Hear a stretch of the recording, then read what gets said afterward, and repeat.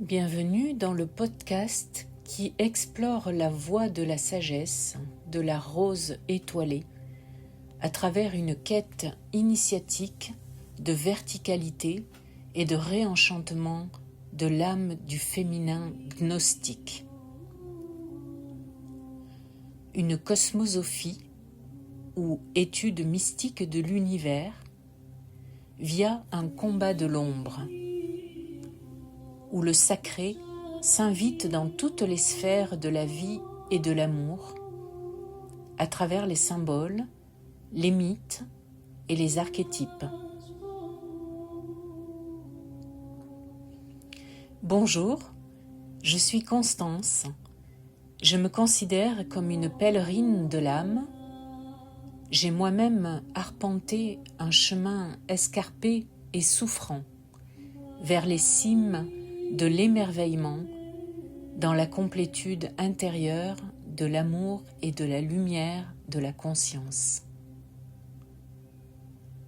Suite à de longues pérégrinations en France et en Afrique, en tant que fille d'officier issue d'une famille de l'aristocratie française, puis en tant que spécialiste des missions humanitaires, des traumas et de l'accompagnement des blessures psychiques, je me suis formée à la psychologie des profondeurs, à l'astrologie archétypale, à la victimologie, à diverses approches psychocorporelles et états modifiés de conscience.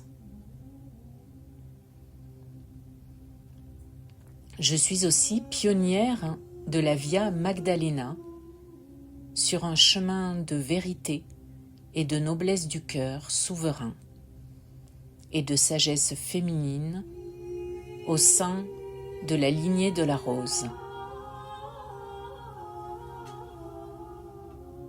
Ce podcast est une contribution à une réflexion et une posture globale à partir de la voix du cœur.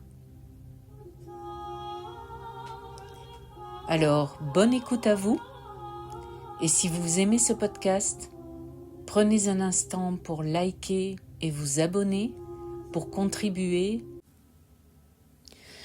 Pour ce deuxième podcast, je voulais aujourd'hui vous parler de ce long processus d'épreuves et de crise de foi tout au long de ces dernières semaines qui nous amène à la victoire de la foi en ce week-end pascal.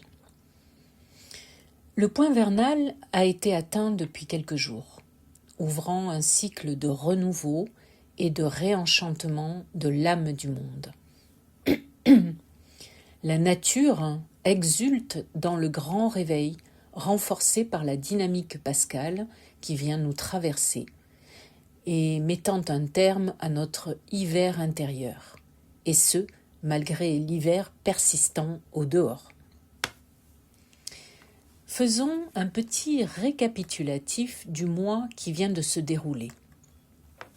Nous arrivions au moment de l'équinoxe, devant une fenêtre ouverte que nous avions le choix de refermer ou bien à travers laquelle nous acceptions de sauter dans un vide habité, rempli et porté par tous les efforts depuis des jours, des mois, des années qui nous ont menés à cet endroit de la refonte totale de notre être, concentré dans l'empyrée de notre cœur.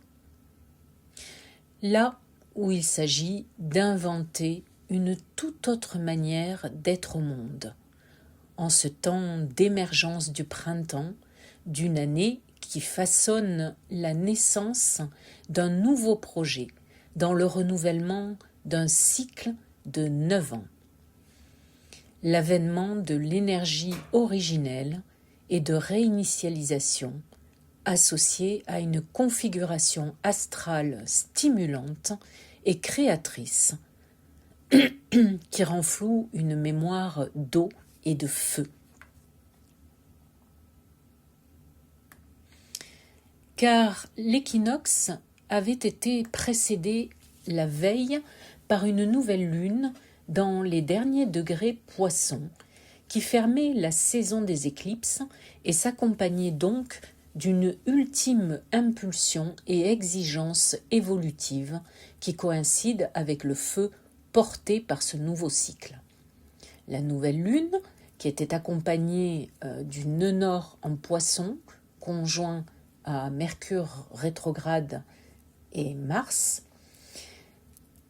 était connotée par la nécessité de conscientiser absolument la force créatrice de la vision que nous portons depuis longtemps. Si l'on s'en réfère à la conjonction à Neptune et Saturne notamment. Et cette force créatrice et motrice de la vision passe par l'intuition, cette disposition à l'accès direct, évident et immédiat à la connaissance d'une vérité inhérente à notre mission en destinée, à la condition d'avoir nettoyé préalablement nos canaux de réception et de nous être donc départis de nos anciens schémas et conditionnements afférents à notre vieux monde. Cette force créatrice est la force rédemptrice et réunificatrice dans le chemin de retour vers la demeure éternelle de notre âme, vers son unité primordiale et sa plénitude qui ne souffre aucun manque et aucun mouvement altérant sa complétude. Nous portons néanmoins, dans le miroir inversé de notre existence tangible, la mémoire d'un abandon existentiel au sein même de l'initiation du mouvement vers la création. La mémoire d'une déchirure et d'un arrachement à cet espace plein, cet espace d'abondance. Et tout au long de notre vie absorbée dans la dualité de sa condition incarnée, nous œuvrons à notre insu afin de retrouver ce plérome, cet état intérieur de paix dans l'unité immuable, mu par la force d'un désir inextinguible. Le temps pascal et équinoxial est ce temps d'une promesse de retour, plantée comme une graine dans notre cœur. Il n'est pas qu'un temps religieux, il est un temps de passage archétypique qui réactive la mémoire ancestrale de cette unité perdue, et d'un seuil à franchir entre mort d'un ancien moi pour renaître dans la nouvelle vie de l'esprit. C'est un seuil entre eau terminale et feu primitif, s'opérant dans le passage du Poisson au Bélier, point zéro de l'année qui redémarrait et qui se déploie désormais. Et l'ombre est proportionnelle à la lumière en promesse. Nous avons expérimenté dans l'ombre de nos déserts affectifs et spirituels la douleur de la source tarie de notre connexion au grand tout, la coupure et la souffrance d'un abandon métaphysique à la hauteur de la promesse de ces retrouvailles suprêmes, éternelles et infinies. À cet endroit-là réside l'esprit et l'espoir de la lumière de Pâques, qui passe préalablement par les abîmes ténébreux de l'âme déchue. La traversée du désert et sa sécheresse, la limitation et la finitude, les restrictions de notre univers, et le flottement préalable à la réalisation concrète de la promesse de résurrection à une vie pleine et illimitée, modérait encore fin mars les ardeurs d'un printemps qui ne demande qu'à faire émerger définitivement et sans retenue l'énergie vitale pour venir irriguer notre terre, mais qui, force est de le constater, s'accompagne souvent d'un effondrement énergétique proportionnel à la lumière aveuglante de l'amour qui pousse trop fort. Prise de conscience de la dimension de l'océan d'amour perdu que nous portons en nous-mêmes.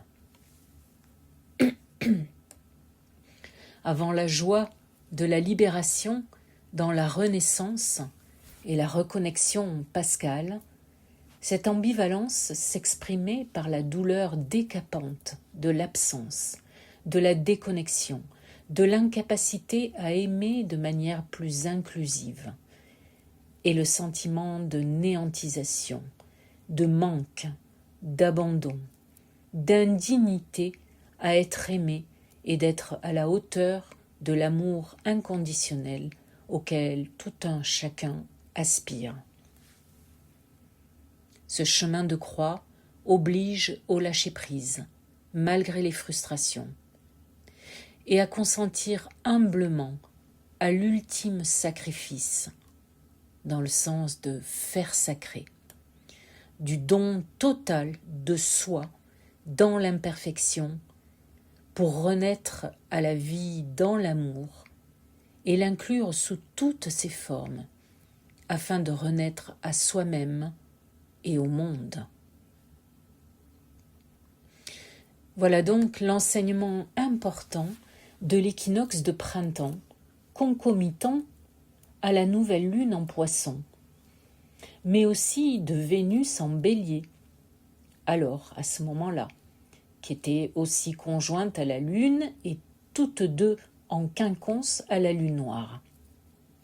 Tout cela exacerbant la manifestation impérieuse d'une énergie féminine à travers tous ses états fragmentés et la réhabilitation de ses dimensions les plus obscures et cachées.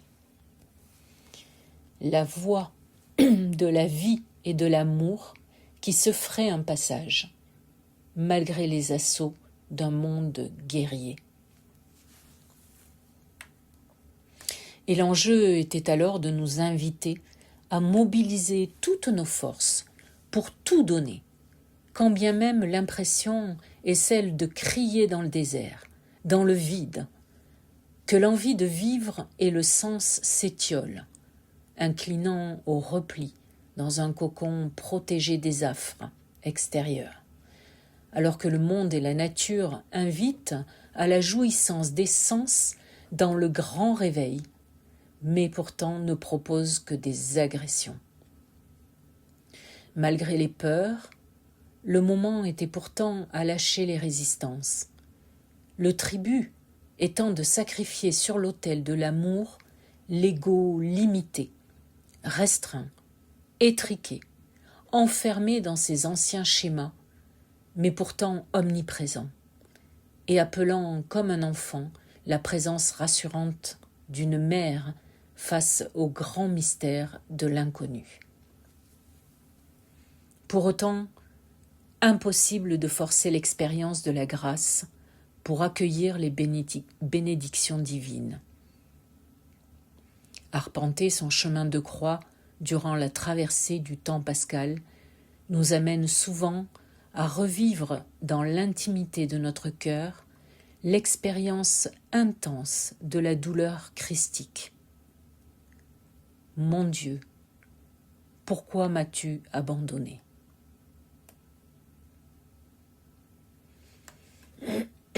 Traverser le sentiment d'anéantissement et d'incapacité d'atteindre l'humilité nécessaire afin de faire de la place au don divin, de la nécessité de mourir à soi sans plus pouvoir se cacher derrière les remparts de l'édifice de protection construit pierre après pierre,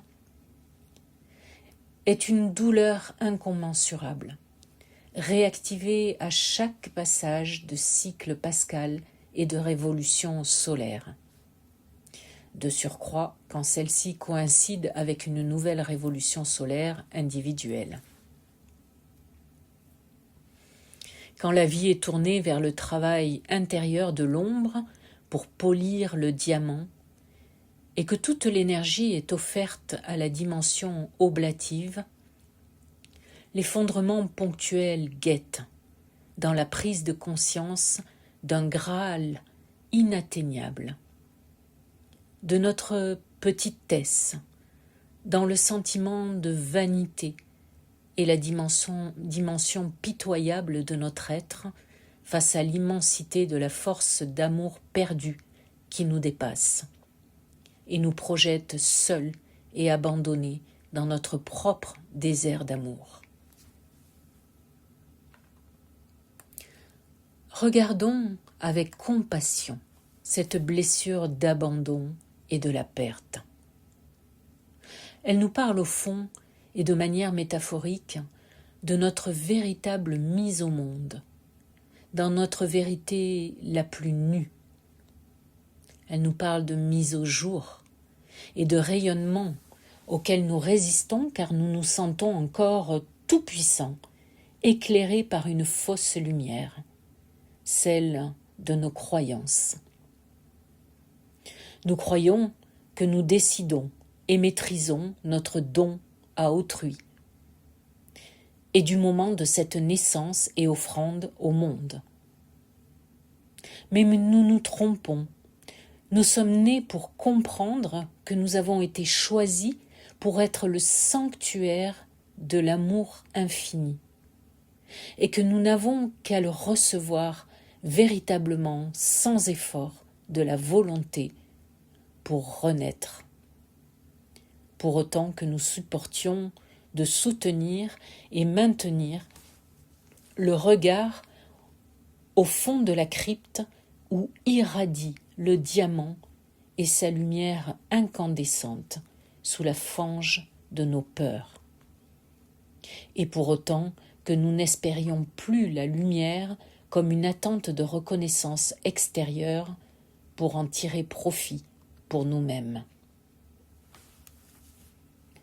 Le dépouillement est exigeant, décapant même, pour un ego qui entend difficilement renoncer à son ancienne perspective, qui revendique ses prérogatives et crie haut et fort son droit au plaisir, à sa volonté sur terre, renâclant à plonger toujours plus profond dans les eaux sombres de sa mémoire, pour affronter l'épreuve vérité majeure de son existence, et le vrai cadeau que l'on décide non pas d'offrir, mais enfin de recevoir.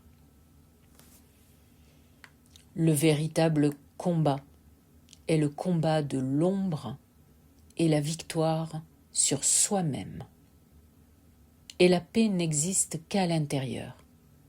Seule alternative d'ailleurs pour contribuer à la paix du monde, en cessant d'alimenter la colère, l'amertume et le ressentiment, là où la quête achoppe et devient inepte, nulle et non avenue. Comme si tout un château de cartes illusoire s'effondrait dans un sentiment d'échec cuisant à donner ce qu'autrui et le monde n'est pas prêt à recevoir. Quand le monde extérieur reflète notre incapacité à recevoir plutôt qu'à vouloir donner l'amour, celui-ci se transforme en inaptitude à le restituer.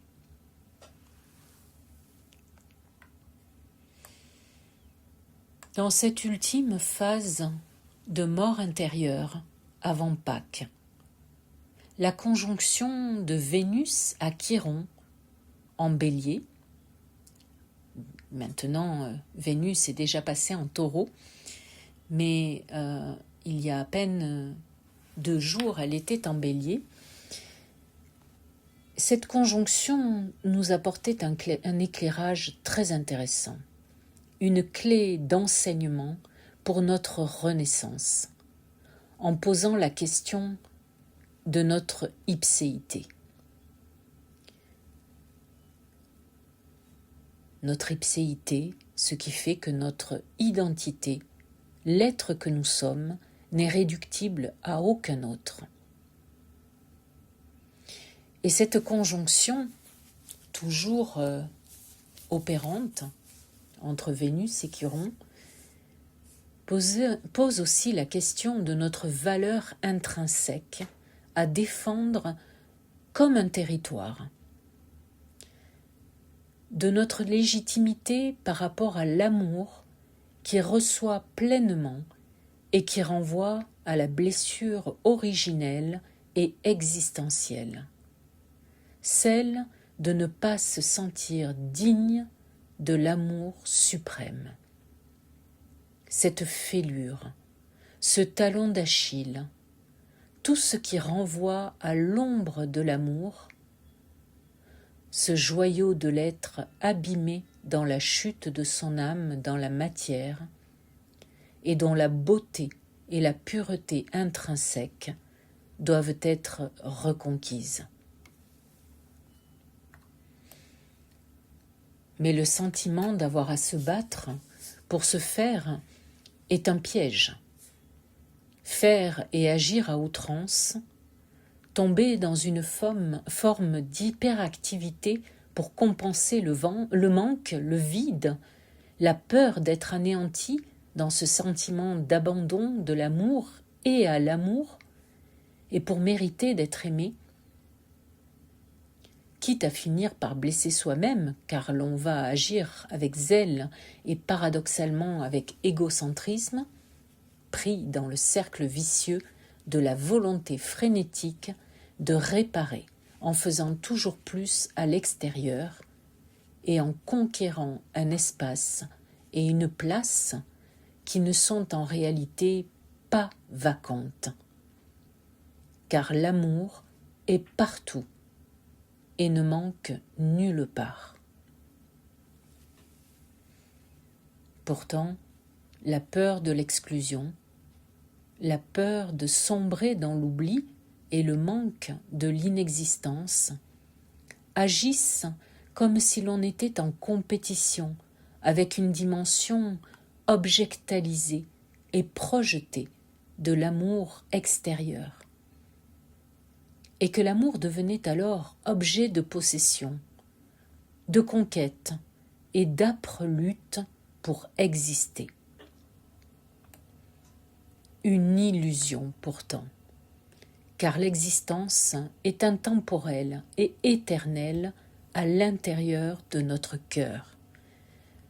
Une reconnaissance profonde de qui je suis, sans vaine agitation extérieure.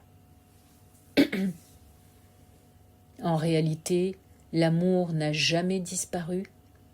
Il est une constante, enveloppante, inclusive, immanente, consubstantielle à notre nature divine, dont nous sommes partie prenante de manière immuable, sans notion de lutte. Il peut être célébré et donné abondamment, sans appauvrissement personnel, à condition d'avoir été reçu et reconnu en abondance, et alimenter ainsi un cercle vertueux. C'est là le seuil de la résurrection, de la lumière et de l'amour de Pâques que nous venons de passer, ou que nous sommes plutôt sur le point de passer, pour enfin vivre paisiblement et non plus survivre en combattant.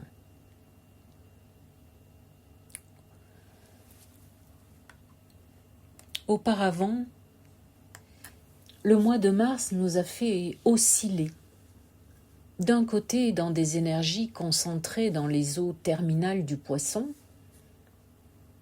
Lune, Mars, Mercure, Soleil et le nœud nord formaient alors un stellium. De l'autre, dans le feu du Bélier, activé par Neptune, Saturne, Vénus et Chiron, avec la promesse d'une énergie féminine qui s'éveillait à sa véritable nature et construisait avec constance le monde qu'elle appelle de ses rêves. persistaient à ce moment-là, tout ce mois de mars, des mémoires tenaces, piliers de ce nouvel édifice, gardiens d'un bûcher ancien d'âme pure, dont la flamme combattante, souveraine et impérissable, continuera éternellement d'éclairer le monde, mais qui se perpétue aujourd'hui dans de sombres prophéties et tragédies de soldats et innocents tombant sous le feu des bombardements de guerre qui n'en finissent pas depuis la nuit des temps. Un tourbillon émotionnel accroché à un nœud nord du dragon, comme un phare dans l'océan de l'amour perdu, dans une présence bouillonnante et alchimique, énergie mémorielle puissante qui préparait l'ultime sursaut. Face à la force d'une nature brute et incorruptible qui jaillit au milieu des cendres et de la glace à peine fondue, à l'approche de l'équinoxe de printemps, de l'avènement du feu du bélier, de Pâques et auparavant des rameaux, nous étions nombreux à ressentir de manière diffuse des mémoires intriquées et profondes d'un feu qui consume et transmute, de mort et de résurrection qui appellent à l'union suprême. Un mariage fécond entre le feu et l'eau, la lave qui féconde la terre et la rend fertile, faisant peu à peu place à la vie montant à travers la sève, la germination des graines, l'apparition des bourgeons et le reverdissement du laurier. La vie qui pousse vers la lumière extérieure et le souffle du Verbe créateur.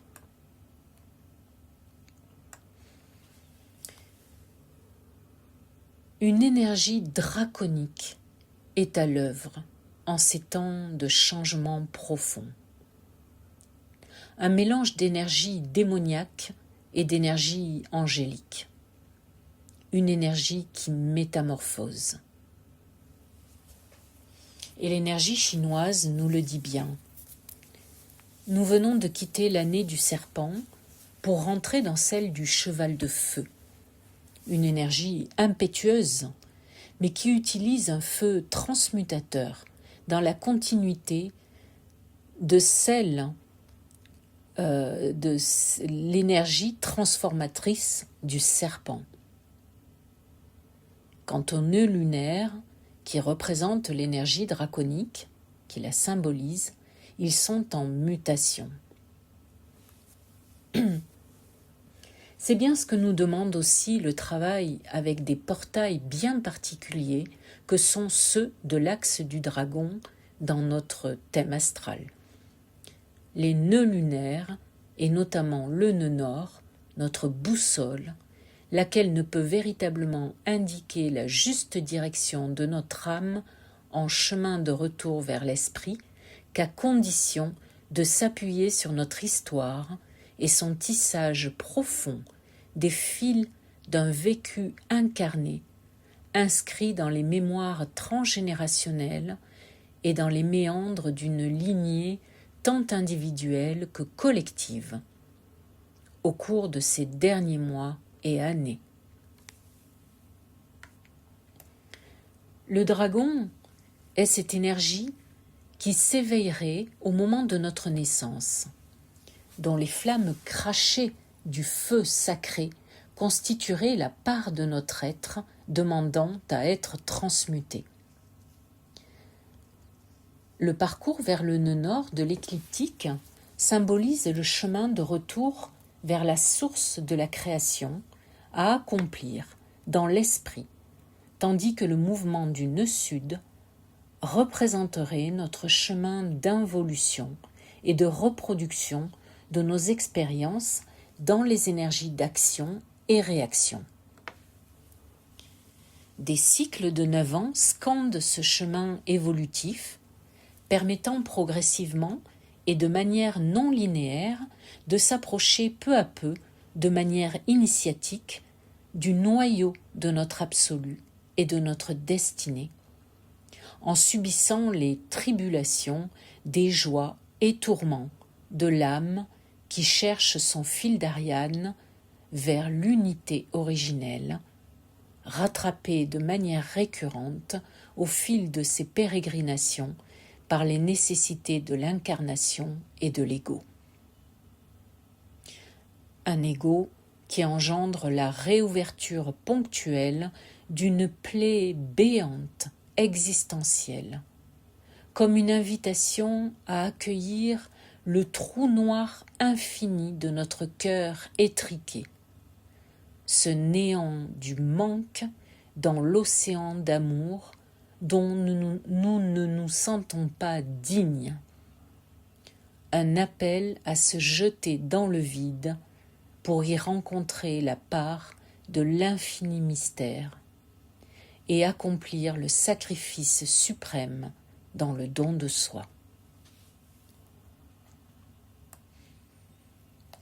Le point d'infléchissement de l'âme, entre involution et évolution, se situe à la croisée donc des forces involutives et évolutives dans cette théosis, invitant l'âme à rejoindre sa demeure éternelle, créant une aspiration ardente et absolue, sans concession ni compromis. Une implacable exigence de l'âme appelée à dissoudre son karma dans la réponse à l'appel du lumineux, la puissance agissante du divin s'exerçant dans un sentiment de présence absolue, à travers le daimon, ce génie personnel ou divinité intérieure intermédiaire entre les dieux et les mortels. Cette pulsion archétypale qui donne naissance à une vocation, laquelle aspire à sa réalisation créative quand nous nous laissons toucher par la grâce. Alors, nous pouvons nous diriger avec foi, confiance et discipline vers la lumière de notre étoile, celle qui nous ouvre la voie vers notre destinée, en répondant à l'appel qui transcende notre volonté et se met au service d'une dimension plus élevée, de la vocation, portant en son sein le projet le plus sacré de l'âme, prête à accoucher de sa plus belle création dans le monde. Que la lumière soit, ou Fiat Lux. Ce 25 mars dernier a été, à plusieurs titres, un fiat sacré, c'est-à-dire l'acte de foi le plus pur et le plus intègre pour accueillir cette lumière en soi.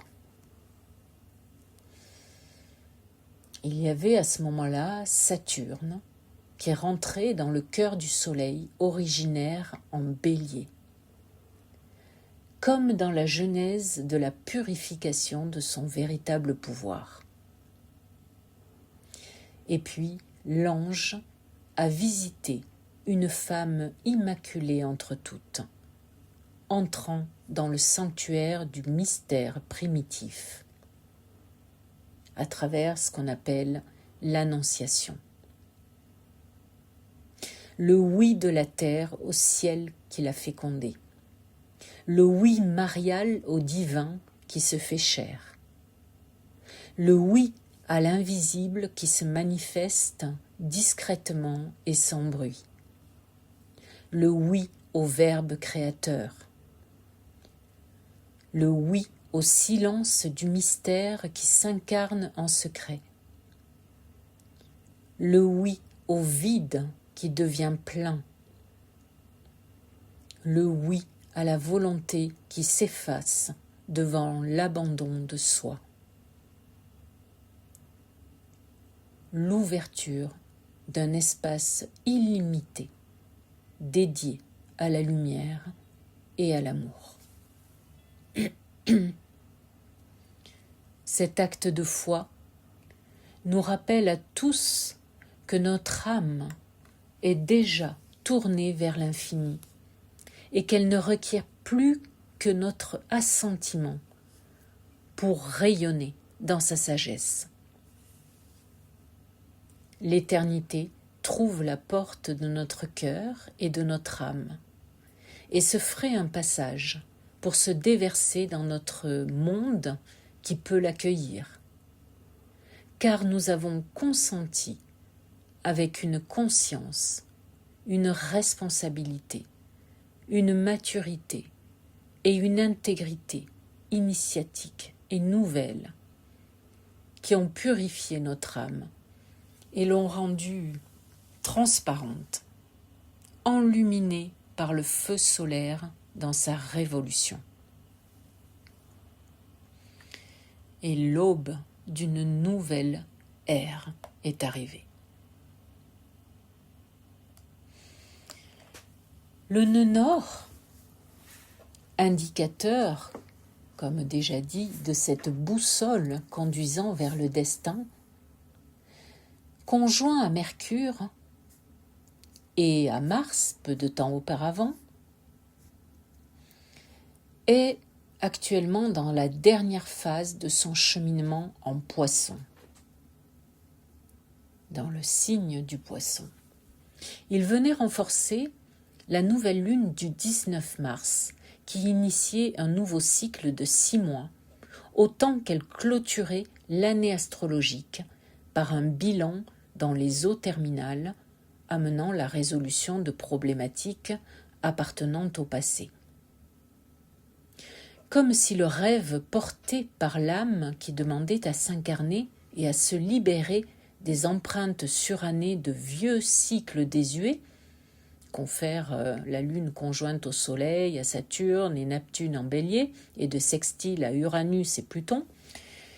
Donc comme si ce rêve avait désormais valeur d'appel à une mission beaucoup plus large, plus inclusive, plus reliée, autrement dit une valeur d'unification au principe solaire et vital. Comme si l'âme, encore retenue dans les filets du passé, et perdue dans la nostalgie de ses attachements mémoriels, pouvait enfin larguer les amarres pour créer une reliance sacrée, nouvelle, avec son origine, où la goutte de l'ego se dissout dans l'océan de l'amour infini, et d'où pourra émerger une nouvelle forme de vie. Depuis, le temps est à la consolidation d'un lien de confiance en l'énergie suprême.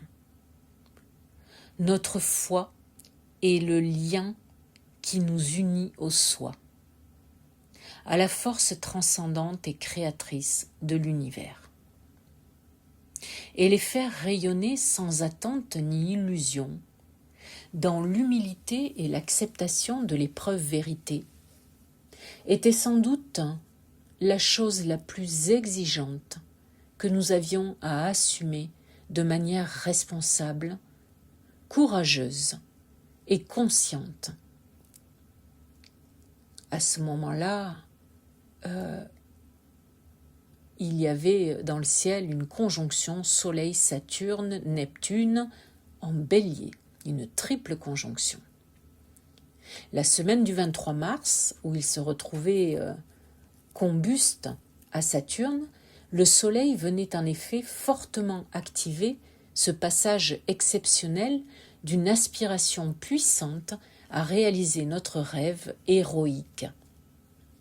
Et là, Je fais référence au tandem Saturne-Neptune rentré conjointement dans le signe du Bélier il y a peu. Mais les énergies peuvent sembler antinomiques au regard de l'élan nouveau du Soleil en Bélier freiné par Saturne. En réalité, il s'agit surtout de mettre un cadre, de l'ascèse et des règles dans l'impulsion brute, voire anarchique, à se relier, et dans ce nouveau réordonnancement de notre vie et aspiration individuelle au sein du collectif. Il s'agit désormais de maîtriser et canaliser en conscience cette ferveur et cet essor fougueux, cette pousse verticale de vie. Mars et puis Mercure, juste après Pâques, permettent de renforcer la dynamique consciente d'extraversion dans l'agencement et la structuration d'une énergie nouvelle dans l'action.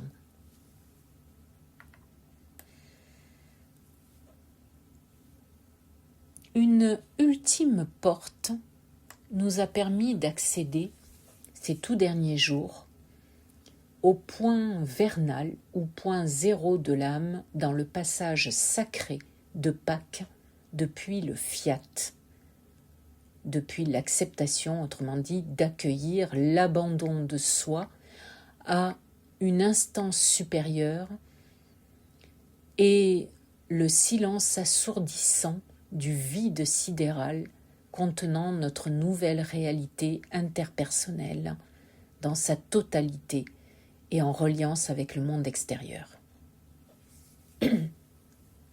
Cette porte a pris la forme d'une pleine lune rose en Balance, la lune de Pâques, le jour du jeudi saint, jour du Triduum pascal, où le Christ, après avoir donné l'Eucharistie lors de la dernière scène, est entré dans sa passion, dans un ultime dépouillement. Cette clôture de cycle, par le biais de la pleine lune, très importante, est une mise en lumière d'une problématique relationnelle, avec l'idée d'un nouveau souffle basé sur l'inspiration et l'expiration, qui nous ramène du monde extérieur à notre centre, entre le je et le nous, entre l'intériorisation et l'extériorisation, entre l'autodétermination et la dépendance, entre vie et mort et vie, et la nécessité de cadrer et juguler l'ouverture expansive, mais propre à nous décentrer parfois, dans une altérité déséquilibrée par l'introjection du dehors vers le dedans, dans ce processus de passage fantasmatique. La limitation des élans et idéalisation excessive sur autrui, je fais référence ici à la Lune en carré à Jupiter, cette limitation passe par l'intériorisation et la reprise des projections en allant travailler sur ces ombres, sur le revers de la médaille de l'amour. Autrement dit, la partie sombre à démasquer, projetée sur autrui. Et regarder en toute lucidité et objectivité la réalité dans laquelle on s'est engagé. Là, je fais référence à la Lune en trigone à Pluton. La relation saine ne souffre plus de compromission avec soi-même et au contraire exige intégrité, verticalité et responsabilité dans la relation qui repose à parts égales sur les deux plateaux de la balance, entre l'autre et moi, entre moi et l'autre. On a une opposition Lune-Saturne et Lune-Soleil donc. Il ne s'agit ni de sacrifier, ni de se sacrifier, ni de rester dans une forme de complaisance ou de passivité, ni d'imposer de manière péremptoire, mais plutôt d'ajuster ce qui est de l'ordre de la vérité du deux, la vérité relative, et de l'acceptation du réel. Entre ombre et descente dans l'enfer de la possession, de la jalousie, du sacrifice, des démons intérieurs, et lumière de la paix, du détachement et de la valeur simple, dévoilée et complète que l'on se donne, loin des traumas et des psychodrames qui nous ont projetés dans la caverne sombre de nos instincts dans l'inframonde. Nous avons un carré Vénus-Pluton qui régit toute cette configuration actuelle. L'enjeu de ce portail est de sacrifier donc non pas seulement sa part belle, mais la part d'ombre en soi qui n'est pas vue, encore moins regardée, c'est-à-dire donc la faire sacrée après l'avoir reconnue. Autrement dit, nous responsabiliser en l'aimant, plutôt qu'en demandant à autrui de l'aimer à notre place. Il s'agit donc d'honorer toutes ses parts afin de cesser de projeter sa part manquante sur l'autre et d'attendre naïvement et de manière puérile qu'il vienne flatter, que cet autre vienne flatter notre ego et nous soutenir dans nos failles. Nous avons une lune, cette pleine lune carrée à Jupiter en Cancer. C'est ce qui me fait dire qu'il faut sortir de ces infantilismes. Pour ne plus laisser notre désir être capturé et se compromettre dans le désir perverti de l'autre, qui n'est autre que le reflet de nos propres dénis, désaveux et ignorance. Ne vois-tu pas que ce flatteur qui vante tes vertus, s'il n'obtient pas le prix qu'il attend, sera encore plus prompt à publier tes vices? C'est une phrase du Jardin des Roses de Saadi.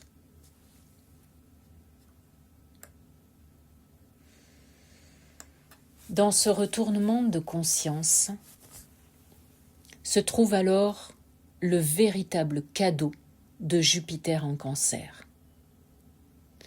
Retrouver son Graal, sa perle d'abondance et de pureté, le véritable soutien de la vie qui coule en paix comme une source pure et qui permettra de cesser d'attendre la consécration du lien venu de l'extérieur, mais plutôt de la reconnaître sans concession dans l'amour lucide que l'on se porte à soi-même, lequel rejaillit et s'exprime alors inéluctablement à travers la qualité du lien d'altérité, quintessence de notre incarnation à travers le lien de la chair, le lien vénusien, la relation, la véritable offrande. Le féminin, symbolisé par la Lune en Balance et Vénus en Taureau, en signe vénusien, donc toutes les deux. Le féminin est la lumière de la conscience, qui elle est symbolisée par le Soleil et Saturne en Bélier, dans un signe de feu. sont reine et roi, ou inversement. Une promesse de fécondation et d'expansion du cœur, pour autant que nous sortions de nos schémas puérils, donc de cette lune en carré à Jupiter en Cancer. Une promesse, celle d'habiter une présence reliée au sacré, en soi et au dehors de soi. Certaines relations ou situations nous rapprochent de cette dimension du sacré à travers laquelle une part de nous est sublimée et au sein desquelles la transcendance peut s'exprimer. Reconnaître et consacrer ces temps et espaces dans la banalité de nos vies permet de faire sortir l'extraordinaire et le merveilleux et réhabiliter la notion du sacré que nous avons oubliée et permet de nous grandir dans une forme de complétude et de plénitude. Honorer le don oblatif est ce qui crée le sens, la valeur et ce qui rend sa puissance aux êtres conscients que nous sommes devenus.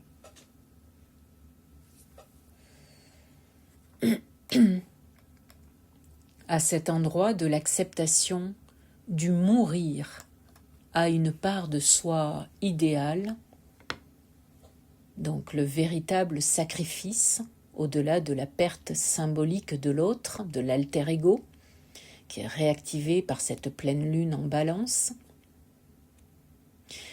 Donc à cet endroit de l'acceptation du mourir à une part de soi, et donc la récupération de nos propres ombres, réside le travail de préparation et de sublimation du message pascal dans sa profondeur la plus mystique, celui de la résurrection de l'être entier, dont la complétude peut se refléter dans la relation régénérée.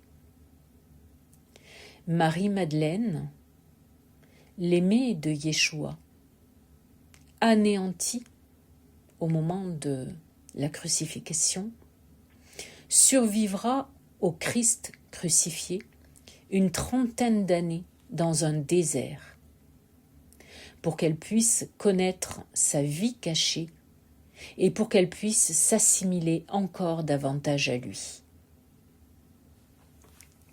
Je cite ici Pierre de Bérulle, cardinal sous le pape Urbain VIII, en 1600 et quelques, en parlant de Marie-Madeleine. Voici ce qu'il dit. « Vivante, mais toute vive, séparée de sa vie. Car Jésus est sa vie. Et si elle paraît vivante, ce n'est pas elle, c'est Jésus qui vit en elle. Et par ainsi, elle est vivante et non vivante. Elle est mourante et vivante tout ensemble. Elle est 30 ans en cet état de vie et non-vie, en cet état de vie et de mort, en cet état de mort qui est vie et de vie qui est mort.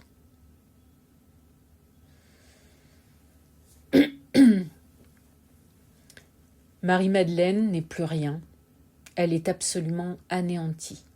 La séparation d'avec le Christ l'a fait mourir à elle-même, et la seule chose qui la maintient encore en vie est l'amour qu'elle ressent pour Jésus. L'amour mystique se trouve dans un perpétuel entre-deux. Marie-Madeleine s'affirme comme une figure de l'extase, cette quasi-mort qui anticipe la mort corporelle et l'union future avec Dieu. La dernière étape est encore plus audacieuse.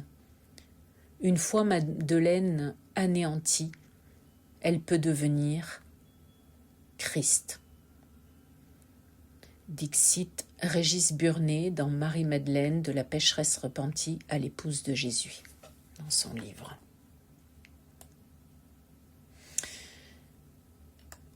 Cette pleine lune Balance est donc la dernière étape archétypale d'un long processus de décantation d'un ego boursouflé qui doit mourir et faire place à une dimension d'ipséité transcendante.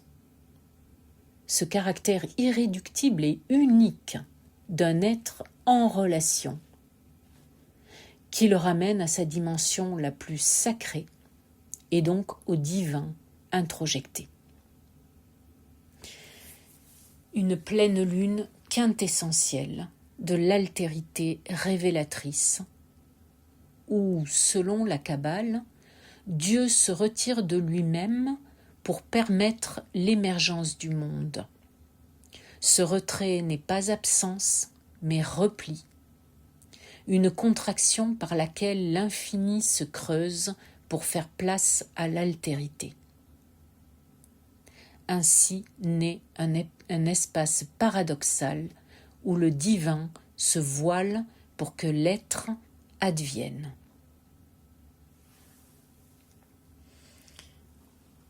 Voici donc le dernier seuil avant la palingénésie de Pâques, point d'orgue d'un très long processus portant les archétypes de polarité qui fusionnent, meurent et renaissent dans nos psychés, à l'instar du couple parental ou du couple christique qui vit au-dedans de chacun d'entre nous.